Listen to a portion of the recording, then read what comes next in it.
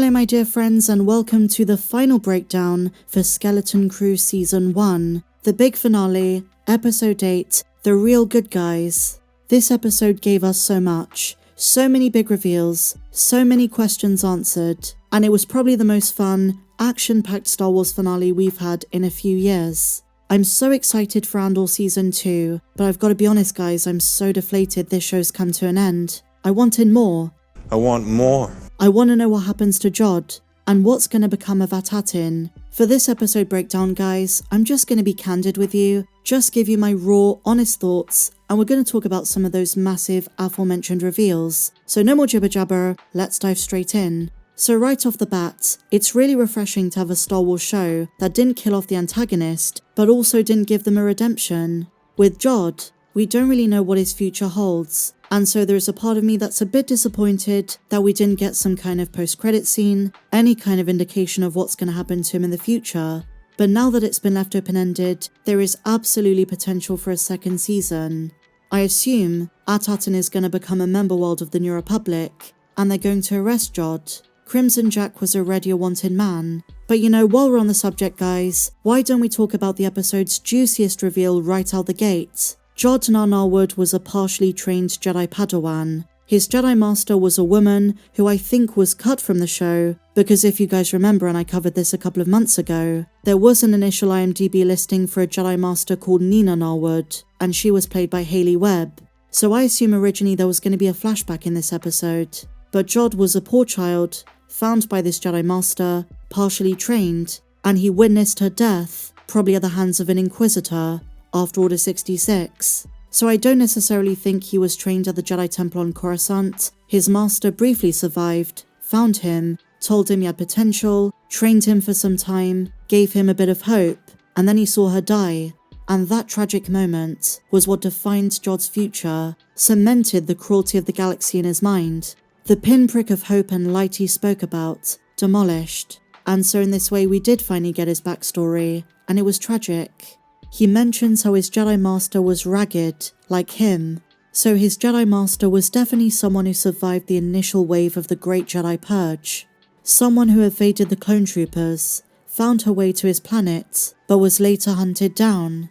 And for a brief moment, she uplifted a younger, poor and desperate Jod, and gave him a little glimmer of hope before he was thrown back into darkness. This is such an important component of who he is. And I'm wondering, if his master initially survived Order 66, was she one of Kelleran Beck's contacts before he inevitably died? Maybe Jod's master could connect to Grogu's flashback if they continue it in the upcoming movie. And similar to Grogu who ended up on Arvala 7, Jod was abandoned elsewhere in the galaxy and his mind went dark. For years, he suppressed his Force abilities. It would be so fascinating if they connected the dots. And while this episode's ending put a lot of emphasis on Wim having hope, maybe foreshadowing he's going to join the New Republic at some stage, I wonder if Jod had a change of heart.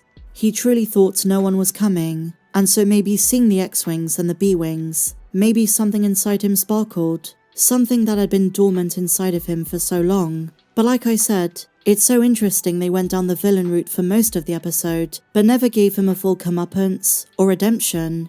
You know, we've been talking quite a lot about the future of the Mandoverse. Jod is a character who I can absolutely see being picked up by Dave Filoni for his movie. But returning to big reveals from this episode, the supervisor is a droid. I called it. Granted, it was one of my many theories, but it was the one that made the most sense. That a droid mastermind was running the show. That everything was automated. As we found out in the last episode, the supervisor was voiced by Stephen Fry. And did you notice the design of the droid is directly inspired by HAL 9000 from 2001: A Space Odyssey? But one of the craziest reveals is that while Palpatine has been closed off for hundreds of years, the supervisor knew about Order 66. It's very evident that back in 19 BBY, the supervisor knew about the directive of Emperor Palpatine that all Jedi are traitors of the Republic. And this adds a dark dimension, because the citizens of Palpatine were kept in the dark. They had no idea the Republic fell. And another major theme in this episode is how the supervisor and by extension, the safety droids, have been maintaining an authoritarian regime. The population kept in the dark about what's going on in the galaxy and forced to live according to very strict guidelines. But now, my dear friends, Ahsoka is liberated. No barrier, no supervisor, freedom. But there's a bit of a problem. Based on where Ahsoka is situated, it could be in trouble, especially in light of its resources. A couple of weeks ago, a few keen-eyed Star Wars fans figured out Ahsoka is situated near Dathomir, which is where Grand Admiral Thrawn is. Without its barrier, Ahsoka is extremely vulnerable, and I don't think the New Republic can save them forever, especially in light of their canon military deficiencies, something alluded to in The Mandalorian's 3rd season as well. On the subject of the New Republic, it was incredible seeing B-Wings use their cannon lasers. And did you catch the iconic ship at the end? A CR-90 Corvette, the same model as the Tantive V4, but I don't think it's literally the same ship. If anything, the blue markings resembled the Tantive V3 from Revenge of the Sith, although that ship is the smaller CR-70. But what a way to end the show. The action in this episode was amazing, and so many little plot threads paid off.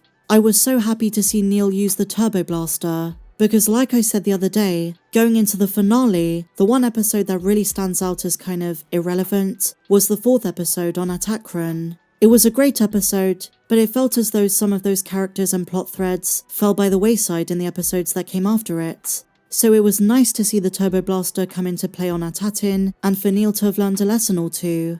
But I have to say guys, this finale did what good Star Wars does best. It gave us hope. Skeleton Crew is one of the best Disney Star Wars projects to date. It's different to Andor, different to The Mandalorian, but right up there in terms of quality. And to be honest, in a way I'm very happy there wasn't any wider connections. There weren't any insane crazy cameos, nothing was shoehorned in, just for the sake of tying it into the wider post-episode 6 world. It was absolutely perfect on its own. That is the biggest merit of Skeleton Crew, being a fantastic, whimsical, fun Star Wars story, not dependent on the rest of the saga. And had this approach been applied to other Disney Star Wars projects, the IP would be in a much stronger position in 2025. There wouldn't be talks of low viewership.